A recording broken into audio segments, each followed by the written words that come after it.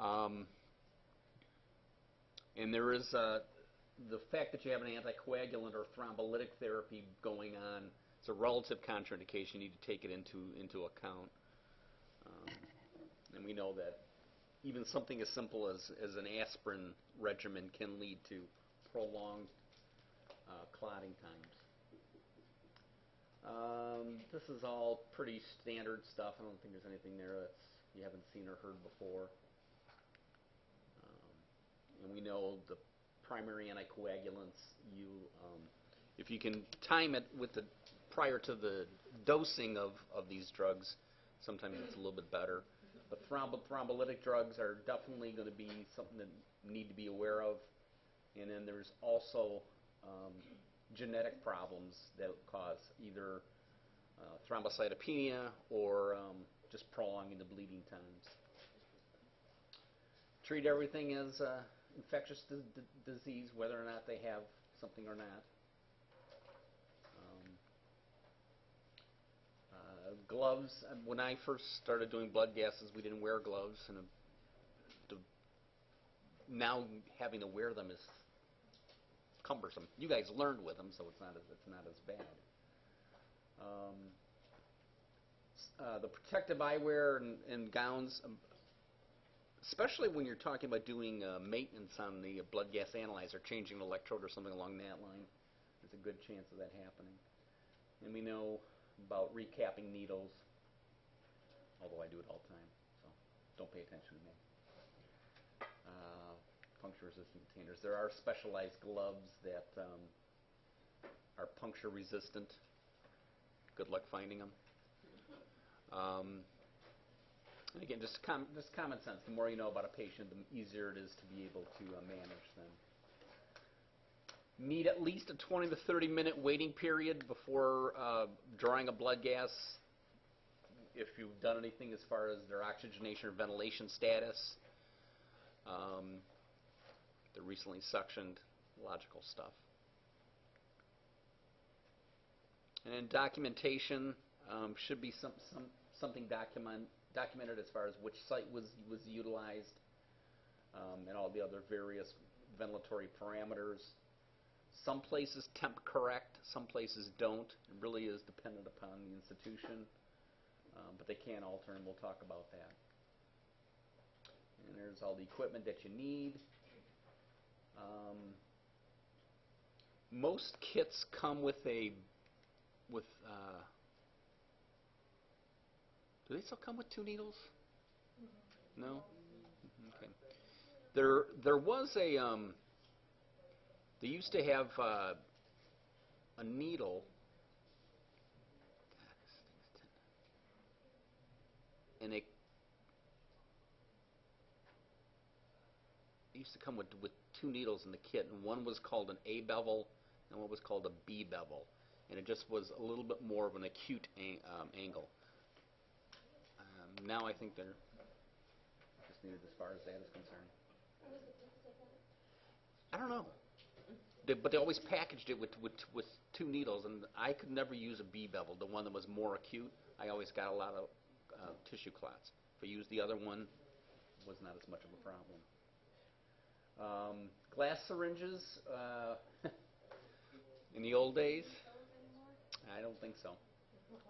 They are a whole lot nicer to use, but you have to be real tricky, and I'll show you that in a sec.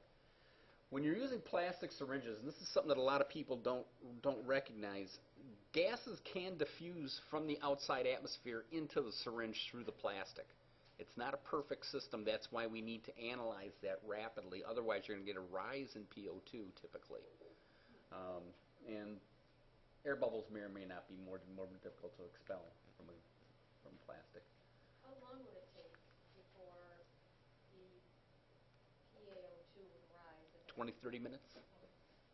So we'll talk about that when we talk about analyzing.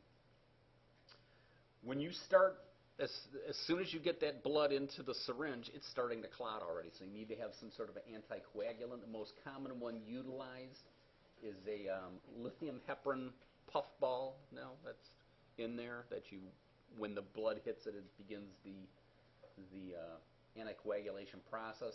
Sodium heparin can be used also. Sodium heparin, though, can alter the pH and some other lab values. Usually, if we're using sodium heparin, we're drawing it up because we need to have, we're not using a commercially available kit. We're just taking a regular syringe and heparinizing it at that point. If you are using the liquid heparin, the concentration is 1,000 units per ml, and you need somewhere on the order of 5/100th of a milliliter to anticoagulate a milliliter of blood. So if you're drawing 3 milliliters of blood, you need a very small amount of heparin to be able to accommodate it. Basically, the dead space of the needle and syringe is enough to the hub of the syringe is enough to adequately heparinize the sample. We need to know those numbers. 1,000 milliliters per U. Yep.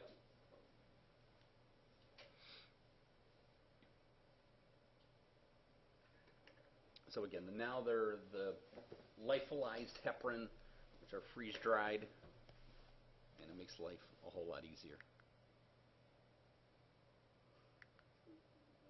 What was that all about? Okay. The key part is that the longer you delay the sample, the more problems you end up having. The AARC's clinical practice guidelines state that they should be analyzed within 1 hour, but what's not implied there is that they're talking about getting in the glass syringe. If you are using a glass syringe, which I'm guessing you probably wouldn't be, you can go ahead and ice it by immersing it in a ice water slush solution.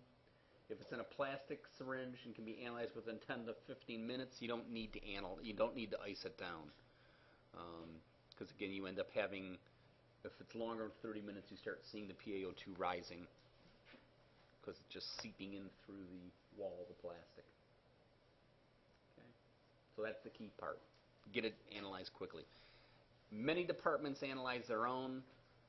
If you have to utilize the lab, that gets a little bit harder to get those numbers, but it can make a difference, as we'll find when we talk about errors next time.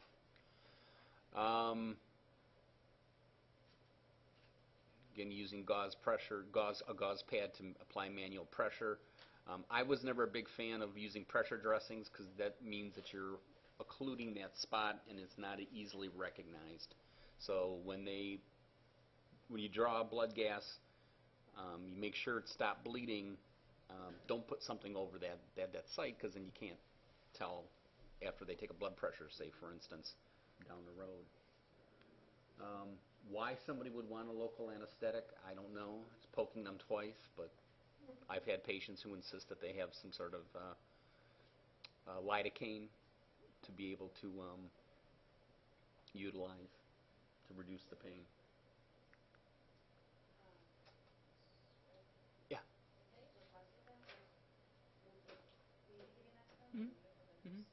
Either or. Yeah. Just a little subcutaneous lidocaine. Positioning of the wrist is key. Just by bending the wrist a little bit can actually sometimes bring the artery much more to the surface. Sometimes rotating the thumb can do the same thing. Pulling the ligament to the side can bring the artery to the surface. The best site that you have, well, they're all over. There's the femoral, the radial, the brachial. I had a doc who used to always put arterial lines in the axillary artery, in the armpit. It was actually a great artery. If you do a radial, their hands kind of tied up and they can't eat and do other things. Put it here and it was no problem. It was out of the way. But don't go there. Yeah. Little pulp fiction for you. Radial artery is the preferred site because of the good collateral circulation that you end up having. It's also pretty much a surface area, a surface artery, and the nerve runs down the center of the wrist. So unless you're deviating really far, you should not have a nerve problem there. Again, thumb side of the forearm, about an inch from the wrist crease, so down a little bit. Sometimes there is it's proximal to a bone, so you got to be careful of that one. And we typically use the modified Allen's test, although you can use a Doppler ultrasound to verify collateral circulation. Here's a look at the arteries involved. You can see the radial artery running along the radius bone, and here you can end up seeing the radial nerve runs underneath the bone, so you don't have that problem of it coming in contact. Here's the you can see the ulnar artery having a common juncture with the radial artery, which is why we utilize the modified Allen's test to verify that you have collateral circulation through there. There's a bad person not wearing gloves, but you can get the idea. Again, using a syringe to puncture the radial artery, having it positioned so that the wrist is bent in that fashion. There are a small percentage of the population that don't have a good collateral circulation, and they basically need to look at a different site if that's the case.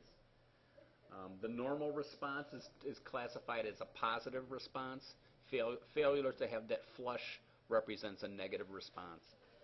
If you got a patient who's comatose and they're unable to squeeze their hand, you can use a pulse oximeter. If you occlude both arteries and you then release the ulnar artery, you should get your pulse oximeter signal back. So it's a simple way to end up doing it without having to have the patient cooperate. But again, we're going to occlude the radial and the ulnar artery, have the fist open and shut so it becomes blanched, and then as you release the ulnar artery, you should see the hand flush back up again within a couple seconds. Brachial artery is probably the site that is selected after the radial artery. It's in the medial surface of the arm as it passes over the humerus. We look a little bit above the bend of the elbow. The problem that exists with this one is that the median nerve runs right next to it. So the risk of nerve damage goes up significantly. There's also some pretty large veins in there, but you should be able to identify them. So here's our brachial artery, and you can see where the median nerve is, right next to it. So the risk of nerve damage goes up exponentially with a brachial puncture. Here's just another picture. You can see the brachial artery here and the median nerve running right next to it. This is something that you may want to take into account. Nerve damage of any kind will predominantly affect this area of the hand. So what I always would do is after I was done doing the puncture and I got the results back to the floor, I would go back in and make sure they were able to move their hand, and they had some sensations there as far as their thumb and their index and pointing finger, middle finger and pointing finger.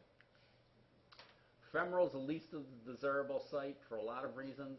It's a big artery, but it's just so deep you can't tell when the bleeding stops. And they also have the artery and the vein, or the nerve and the vein running proximal to it. There's also problems with atherosclerotic plaques, and you may end up making dislodging a plaque and getting an occlusion distal to that. There's no collateral circulation, neither is there with the brachial, but in some patients that's about all we got to work on. If you remember the phrase Navy, it goes nerve, artery, vein. Why? You get the gist? But you should know the order as far as what goes on there. Yep. Here's just another view of it. You can see nerve, artery, vein. Why? Navy. Hold it for at least five minutes. It takes that long to coagulate. And then you should re-inspect the site after the point in time to make sure there's not any problems with it. If you can measure a pulse downstream, you make sure that it's functioning. So if you're doing a femoral, checking for perhaps a pedal pulse might make sense. And then, again, pressure dressings are not really any substitute. You need to hold it. Remove any air bubbles from the sample, mix it up, and if you're going to be delayed, again, you want to analyze it as quickly as possible, especially in a plastic syringe. Here's the old technique using a glass syringe, and this was always the problem, is that after you got the puncture, you pulled a needle out, and you had to wrap your finger around the barrel to evacuate the air, because if you left the syringe like that, the barrel would just fall out, and all your blood would be gone. So it was a little bit of a trick using a glass syringe to be able to sample. But I'll tell you, when we went over to plastic, it was a hard change, because you were so used to the weight of the glass syringe that little plastic syringe just felt funny. You had to relearn your whole technique. So, if you're not able to obtain the sample, you can withdraw the needle slowly to just below the skin level and redirect it. It might be that you weren't deep enough. The artery may be deeper than you perceived. It might have rolled, as I said. You can have a situation where you actually go through the artery and end up on the opposite side of it, which is kind of a odd thing. You can get a clot in there. One of the I remember distinctly times where you get a flashback and everything just stops, and that can be caused by an arterial spasm that you end up having. When I was mentioning the bevels, what ends up having, you think about it, needles is this sharp piece of metal, and as it's going in, you can actually get a core of the skin that you're puncturing actually being pulled into the syringe, and you end up with a tissue clot. That's what typically happens when you get that flashback and everything stops. It's just that you got a clot within the syringe. There's nothing you can do, unfortunately. You just got to retry it again. And there's always the risk of having a small venous contamination, and I'll talk about that next time when we talk about errors. Again, with an arterial sample, you should see a flash and a pulsation, and really it autofills on its own. If you don't see that, or you see very, very slow filling, it might be a venous blood gas. Remembering that an arterial PO2 has to be drastically low to see a saturation of 70 to 75. So, checking your pulse oximetry. Some other complications. These are pretty obvious. Thrombosis can occur. I actually reviewed a case where a patient developed compartment syndrome of the forearm, where it bled out after the therapist was done. My thought was perhaps somebody had taken a blood pressure shortly after she got out of the room, and it actually ended up getting so much blood collected that the nerve damage ensued, and they ended up having to take her to surgery to relieve the compartment. Rare case, but it does occur. Development of a hematoma can occur if you don't hold it for long enough, and even if you do, sometimes that's a complication that is present. We talked about arterial spasm, infection, nerve damage, more common than we'd like to see in the process. Okay. So let's talk about arterial lines. One of the things that I'll be doing as I visit with you and I come out is go through the process of demonstrating to you how to sample from an arterial line. You will then demonstrate back to me later on in the semester how to sample back. So 2 primary reasons that we put an arterial catheter in. One is for sampling of blood. Doesn't necessarily have to be for blood gases. It can be really for any laboratory measurement. The 2 exceptions we don't use is clotting times, or any of the factors associated with clotting, and we wouldn't use an arterial line for blood cultures, because that could be the source of the culture problem. We also want to monitor blood pressure continuously. Great way to end up doing it. There's a three-way stopcock involved, and we're going to go ahead and walk through how we sample and how we flush. And the same system is used on an umbilical artery catheter. There are the insertion of arterial lines, although typically locally done by physicians. There are hospitals where respiratory therapists are the ones responsible for starting and managing the arterial line. So if you go outside this area, it's quite common actually. So again, we want to go ahead and monitor blood pressure, and we can sample arterial blood in all of your venous or all of your other laboratories. Measurements can be gotten there. We typically use the radial artery, although the brachial or femoral could be used. And in babies, obviously, we're going to use the umbilical. Got a short little video here talking about how to put in an arterial line. Okay, Simon, you're done. Get out of here.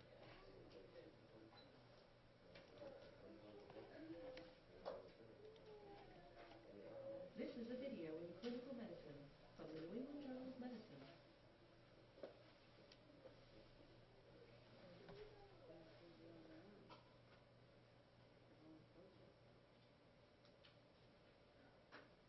This video will demonstrate arterial line placement in the radial artery using two of the many techniques available for arterial line placement, an over-the-wire technique and an over-the-needle technique.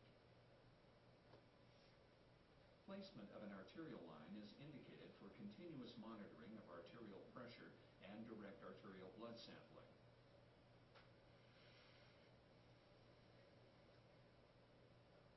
The radial pulse is palpated between the distal radius and the flexor carpi radialis tendon. Prior to line placement, perfusion of the extremity should be checked. For radial arterial catheters, an Allen test or a modified Allen test may be performed. While the value of the Allen test has not been firmly established, it may give some qualitative assessment of collateral perfusion. In the Allen test, the operator occludes both the ulnar and radial pulses while the patient tightly clenches their fist. The hand is then opened and pressure on the ulnar artery is released. Circulation should return to the extremity within 5 seconds, with delayed return suggesting poor collateral circulation. The test should then be performed on the radial artery circulation in the same manner. Other contraindications include coagulopathy, advanced atherosclerosis, Raynaud's phenomenon, or thromboangiitis obliterans.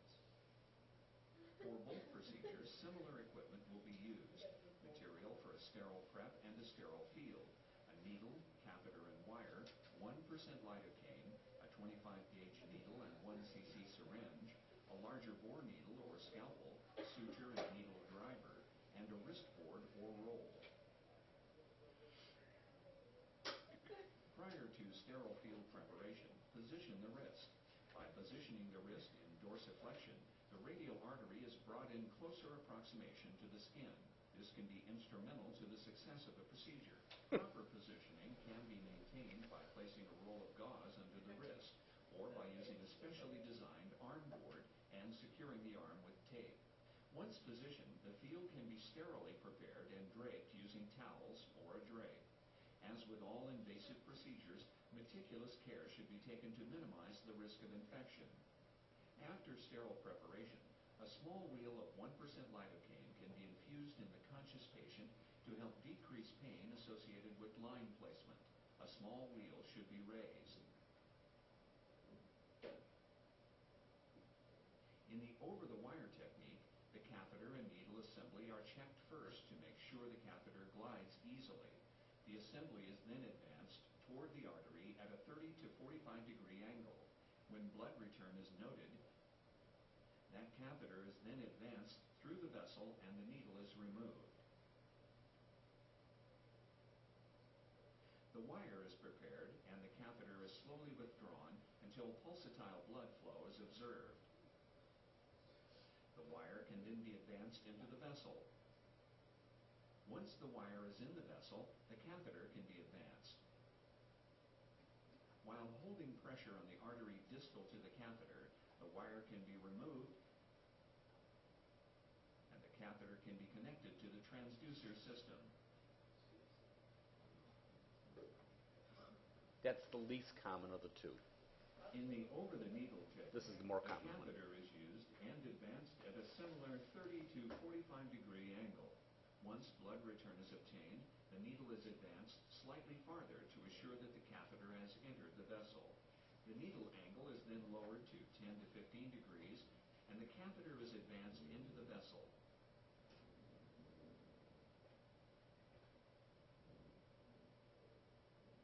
Proximal pressure is applied to the artery, and the needle can then be removed, and the catheter can be connected to the transducer system. They're messy. Regardless of the technique used to place the catheter, great care should be taken to make sure it stays in place. Although there are ways to secure the catheter with adhesive tape, the best way to secure the catheter is by suturing it in place. A moderate diameter, non-absorbable suture material, such as silk or nylon, should be used. There are many ways to suture the catheter in place. The key is to make sure it is secure. A clear dressing can be placed over the catheter to help further secure it. Once the arterial line has been secured in place and the transducer connected, perfusion to the extremity should be rechecked. Perfusion should be checked periodically throughout the time the arterial line remains in place. There are some common problems that can occur during arterial line placement. If, in the over-the-needle technique, no blood return is obtained after the initial flash, the catheter can be advanced through the vessel and the over-the-wire technique can be employed. Occasionally, free flow of blood is observed, but the catheter will not pass easily. In the animation, you can see how the tip of the needle might be within the vessel while the catheter remains outside. By advancing the needle slightly farther after the initial flash of blood, the catheter can enter the artery, allowing for successful cannulation. In some instances, the catheter may get hung up on the skin, making it hard to advance. The risk of this can be minimized at the start of the procedure by making a skin nick using either an 11-blade scalpel or a larger bore needle. Finally, after multiple attempts at cannulation, the artery may go into spasm, which will make it nearly impossible to cannulate. In this setting, attempts at the artery should cease, and a new site should be selected. By following these steps, arterial catheterization can be a safe and effective procedure.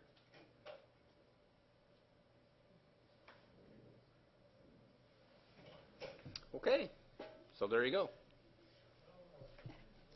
Rick, have you ever put one of them in? Yep. I saw it when it was done for the summer cycle, and I thought, initially that, because it was a resident or two residents trying to do it, I thought initially that, they were doing terribly and that they were making a giant mess of things, but now that I saw the video, I feel like they did a much better job. Because the video was a lot worse than what they actually did. It's not that you're not going to have some blood there, but it should be minimized. I mean, you don't want a person hemorrhaging out while you're doing a puncture, for God's sake. Okay. So,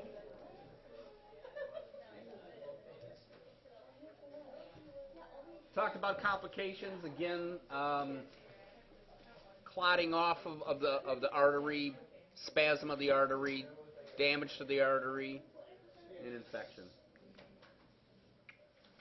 Want to make sure that the distal portion remains warm to the touch, and if there's any coolness, that's a sign that something is drastically wrong and needs to be assessed.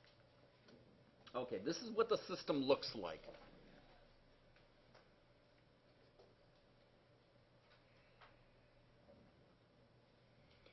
First of all, we have a heparinized solution. It's in an IV bag, and the IV bag is placed inside a pressurized mechanism so that we can pump this up, and the number we want to have is 300 millimeters of mercury. 300 millimeters of mercury. There's a microdrip infusion, so there's always a small amount of heparin that is being infused into the catheter. It's a very slow, very very minimal amount, but there is some there. You then have a transducer that is present. The pressure transducer is what is called a strain gauge.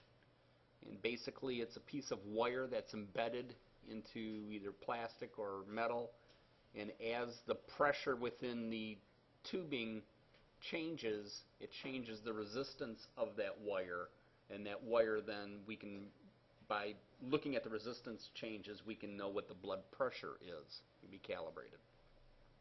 And then there's a stopcock that goes to the patient. So this is kind of another picture of it here. And you can see that the transducer system, which is right here, goes back to the monitor, and it's able to display a blood pressure tracing. Yeah? All those other systems too I've seen are cool. They have to have that transducer set at the level of their heart, so it'll change the pressure. If you raise the bed, make the bed higher, it'll actually lower the blood pressure. Because it's all calibrated so that this is at the heart level. And if it's above or below, it's going to alter the blood pressure in the opposite direction. That's where they're calibrated. Again, that just converts the mechanical pressure to electrical energy so we can display it on a oscilloscope. IV bag is pressurized to a pressure of 300, which basically allows for you're never going to have blood moving back up the system at a pressure of 300. Because if your blood pressure is 300, you're probably dead. But there's like I had mentioned, 3 to 5 cc's per hour of heparin being infused. So it's a very nominal amount that is there. Prior to draw, make sure that the order is there. We're going to use universal precautions. We're going to take a look at the blood pressure and the waveform. Typically, the arterial line systems are managed by the nursing personnel. And, just like we don't like them playing with our toys, they don't like us playing with their toys, or at least putting it back in the way you found it. Okay? So be able to identify it. Initially, you can do a flush and look. So here's my blood pressure tracing, say for instance. When I flush, it's going to go up to 300, and it's going to look like a square flush for the duration that you're flushing it. A couple terms that you should be aware of. The fact that during the inspiratory phase, you have a drop of blood pressure. It's called pulsus paradoxus. We see it with status asthmaticus and cardiac tamponade. Pulsus alterans is one that we see where it's weak pulse, strong pulse, weak pulse, strong pulse. Some cardiac defects like ventricular bigeminy or trigeminy can cause that, and there is some other can be also associated with congestive heart failure. So here's my blood pressure. You can see that's kind of going up and down, and that's that respiratory-induced change in pressure that you end up seeing. It's not substantial, but there can be a little bit there. What you end up having when you're looking at your tracing, you have the arterial form showing this rapid rise to pressure. Where's my little thing here? You have this rapid rise, so it's not a big delay getting to the peak systolic pressure. And then the dicrotic notch, which is demonstrating that the aortic valve is closing. So it rises to pressure, and then when the aortic valve closes, there's this column of blood which then falls back on the aortic valve, and that's what causes the dicrotic notch in a systemic arterial catheter. You can also see in the pulmonary artery catheter. Damping is a term that relates to an alteration in the waveform where you're not getting a nice clean picture, and there's two examples. Properly damped catheters are what we just saw. An over-damped or under-damped catheter is a little more of a problem. Here's a properly damped catheter. You can see a rapid rise to pressure and a gradual decrease during the diastolic phase. Over-damped, you won't see a dicrotic notch, and it won't be a rapid rise to pressure. It's a much more lazy-looking tracing. And you end up getting really some inaccurate blood pressures as far as systolic pressures. And you can see here there's not a real rapid rise to pressure and a much slower process. And the reason for this is that you have something else absorbing the pressure, typically an air bubble in the transducer system, or a clot in the line, or an inappropriate type of tubing where the tubing is like IV tubing. If you felt arterial line pressure tubing, it's very low compliance, stiff tubing, as opposed to an IV, which is much more flexible. Underdamped, on the other hand, is one where you have it's almost like it's overly sensitive, and this would be if you had the catheter sitting in the artery, and they call it catheter fling, where it's just going with each pulsation, and you can see that you got this overly sensitive tracing. It's picking up all kind of artifact. Okay, the stopcock positioning. This is the normal resting position that we would have. It's a three-way stopcock, meaning it's got three different ports or three different places it can go. To the left is the flush solution. To the right is the patient. And the sampling port is currently turned off. That's the way it would be normal, just monitoring blood pressure. So the transducer is exposed to whatever the patient pressure is. That's what's being displayed. I turn it to 45 degrees to shut everything off. Now there is no flow through the catheter, and the sampling port is exposed. We can then hook our syringe up, and as we turn the flush solution off, it's now open to the patient, and I can draw my sample. Return it to a 45-degree angle once I'm done with that to remove. Let me back up a second here. I lied. What I need to do first, before I actually take my sample from my patient, is draw off some waste. Because everything in here, from this point to the catheter tip, has a heparin solution in it. You want to be able to flush that out. So I'm going to draw back a waste. Usually, typically, 2 to 3 cc's is sufficient. It depends on how close that stopcock assembly is to the catheter tip, but you want to clear out that dead space. Put it to 45 degrees, remove my waste syringe, attach my sampling syringe, turn it to this flush solution off again, and now I can sample my my blood. Once I am done, then I go ahead and put it back to 45 degrees. And this is where I'm drawing my 3 cc's of blood. And then I want to go ahead and close it off, and I want to flush it. So when I have it in this, I'm sorry, I got it in the wrong spot there. Once I have my sampling completed, I can go ahead and turn it off to the patient, because I know that I have blood. Since it's blood, we'll make it red. When I do my sample, there's blood all in here and in here. So I want to turn it off this way to sample, and then the flush, push the flush mechanism to allow heparinized solution to move out through here. Close it off like this and flush it again. So now I'm flushing in this direction. Okay, so you're clearing both those two ports. And this will make more sense when I sit down with you and show you. Again, remove the air bubbles from the sample, and if you're not, I don't know about placing on ice anymore. So here's flushing the patient port, and here's flushing the sample port. Okay. So just by manipulating that off direction, we can flush both the sample port and the line itself. And once we're done, we just want to reevaluate that the tracing looks like it was when we started, and the extremity is warm to the touch and hasn't has any problems with the flow distal to it. There are some oral review questions that I would feel comfortable asking on an exam. Normal blood pressure is? Normal mean blood pressure, 80 to 100. Hypertension is defined as a systolic over 140 or diastolic over 90. Hypotension is less than 90 and less than 60. How do you calculate mean blood pressure?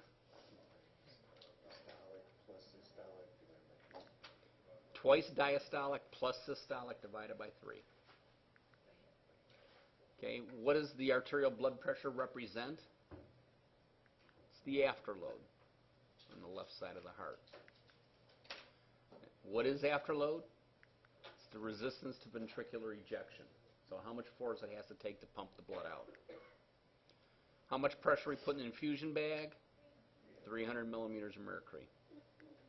Centimeters of water is that? Huh? Centimeters of water is that? Oh my goodness. So I can write it down just in case you're... Yeah. Multiply times 1.34. There you go. Or is it 1.43? I think it's 1.443. This is an optimal damp. Oh no, I'm sorry, that's an overdamped. And catheter being overdamped is typically a blood clot or an air bubble, kink in the tubing. And here's the UAC. You can see it's kind of the similar process involved. I'm not going to ask anything on umbilical artery catheters, so we'll let it go at that. Should be aware that the umbilical artery is considered to be postductal. So if you have a patent ductus arteriosus, it's going to give you inaccurate PO2s. Okay, and skip through that other stuff. And we'll leave it there.